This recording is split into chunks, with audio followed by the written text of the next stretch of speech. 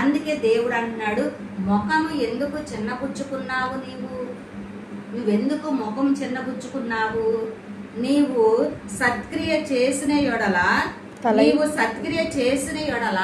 తల ఎత్తుకొనవా? హల్లెలూయా, హల్లెలూయా. సత్క్రియ చేస్తే మనం ఏమవుతామంట? తలెత్తుకుంటామంట. హల్లెలూయా. దేవుడు అందుకని మనుషులను సత్క్రియలు చేయు వారిగా సృజించుకున్నాడంట. ఎందుకు?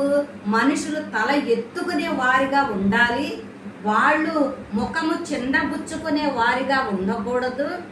వాళ్ళు ముఖము చిన్నబుచ్చుకుని సత్క్రియ చేయకోకుండా ఉంటే పాపము వాకిట పొంచి ఉంటది.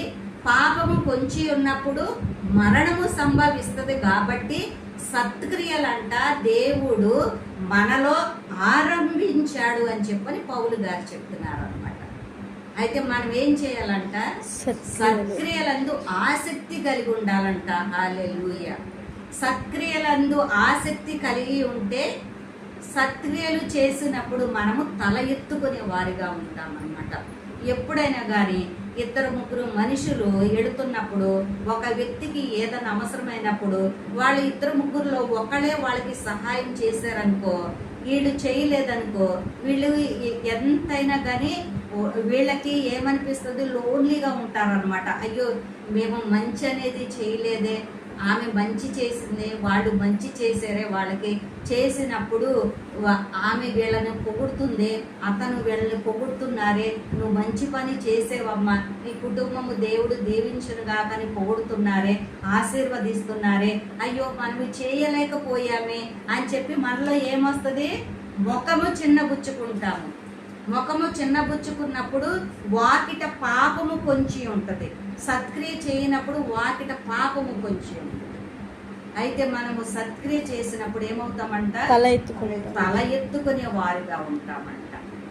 సత్క్రియ చేయడానికే దేవుడు మనల్ని సృజించుకున్నాడంట. ఒక సత్క్రియ దేవుని సేవలో పాలు భాగస్వామ్యం అవ్వడము, ఇంకొక సత్క్రియ ఏంటిది? దేవుని సంఘానికి అర్పణగా ఇచ్చేది ఏదో కొంచెమైనా కానీ అర్పణగా మన కృతజ్ఞత. ప్రభువా, నాకు ఈ కుటుంబాన్ని ఇచ్చావు, ఈ ఆశీర్వాదాన్ని ఇచ్చావు, నా బిడ్డల్ని మంచి స్థితిలో ఉంచావు, నా యజమానిని మంచి స్థితిలో ఉంచావు, మమ్మల్ని మంచి స్థితిలో ఉంచావు, ఉంచినందుకు కృతజ్ఞతగా నీవు స్వీకరించు. నీవు తినవు, నీ బిడ్డలందరూ పలహారం తెస్తాం. ఎవరు తింటాం? మనమే తింటాం. దేవుడు తింటాడా? సేవకులు తింటారా? మనమే తింటాం ఆ పలహారం. కానీ ఎవరమైనా కానీ ప్రభువా, ఈ